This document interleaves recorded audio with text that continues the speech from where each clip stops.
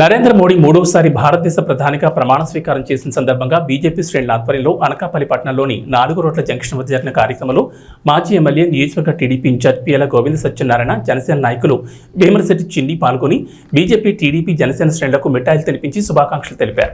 ఈ సందర్భంగా ప్రమాణ స్వీకార కార్యక్రమాన్ని టీడీపీ నాయకులు మల్లా సురేంద్ర, పోలారపు త్రినాథ్ ఉమ్మడి పార్టీ కార్యకర్తలతో కలిసి వీక్షించారు. నరేంద్ర మోడీ నాయకత్వంలో దేశం, నారా చంద్రబాబు నాయుడు, పవన్ కళ్యాణ్ నాయకత్వంలో రాష్ట్రం అభివృద్ధి పథంలో నడుస్తుందని ఆశాభావం వ్యక్తం చేశారు.